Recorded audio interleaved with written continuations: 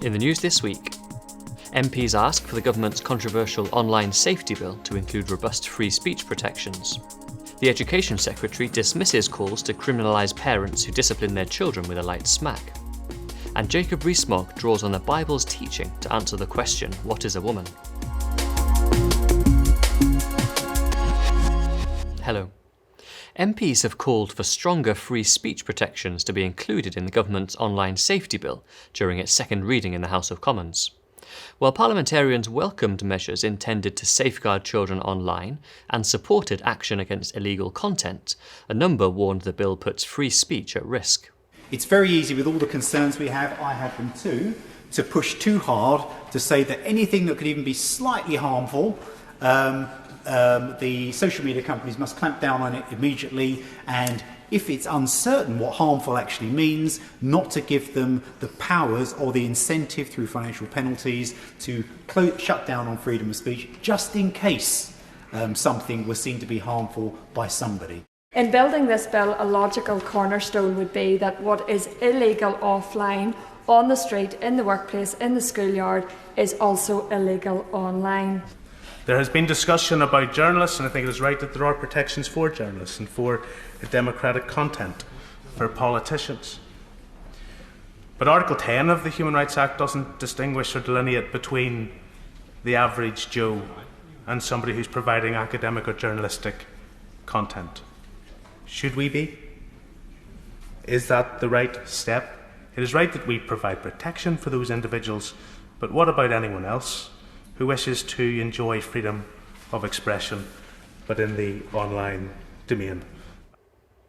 The government's proposed conversion therapy ban is a serious threat to religious freedom, a sociologist and self-described devout atheist has warned. Activists want a ban that criminalises repentance and any preaching, gentle prayer, pastoral care or parenting that fails to endorse LGBT theology. Dr. Stuart Waiton of Abertay University rejected their demands. Either we live in a free society where people can express their beliefs freely, or we do not. If the UK bill is passed, there is a serious danger that this freedom will be lost.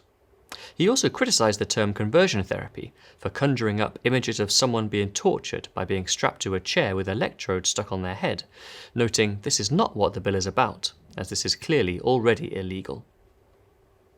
The Westminster government has no plans to follow Scotland and Wales in criminalising parents who give their child a light smack, the Education Secretary has said. In an interview with Times Radio, Nadeem Zahawi dismissed the recent call by Children's Commissioner Dame Rachel de Souza for such a ban in England. Mr Zahawi said, "My very strong view is that actually we have got to trust parents on this, and parents being able to discipline their children is something that they should be entitled to do. We have got to just make sure we don't end up in a world where the state is nannying people about how they bring up their children." The Be Reasonable campaign opposes criminalising parents for a mild smack. Its spokesman, Simon Calvert, welcomed the Education Secretary's reassurances. Well, people all across England are going to welcome the Education Secretary's common sense response to this, because for most people, whatever they think about smacking, they don't think you should criminalise a mum for giving her tot a tap on the bum. Now, the Children's Commissioner says that she wants to see how the ban works out in Wales, but actually we've already got a pretty good idea how it's going to work out, because despite denying for years that the ban would criminalise parents, the Welsh Government has issued guidance, and it makes crystal clear that parents who use even the mildest physical discipline could be charged with common assault and may get a criminal record. That's what the guidance says. The guidance also tells people working with children to contact social services or call the police if they see a parent smack a child. And I'm afraid that's just a terrible waste of precious child protection resources. And finally, Cabinet Minister Jacob Rees-Mogg used the Bible to answer the question, what is a woman? Rees-Mogg pointed to God's creation of man and woman in the book of Genesis during a phone-in on LBC's Call the Cabinet. As often, the Bible gives the best answer to this. Genesis 1:27, God made man in his own image, he made man and he made woman, he made both of them. I think God making us in his own image is quite good enough for me. Recognising that the transgender debate is a complex one, he called for kindness, but concluded there are some things that are perfectly obvious and you can't contradict them. Well, that's all for this week. For regular updates and information on all of our stories plus much more, visit our website at christian.org.uk. Until next time, goodbye.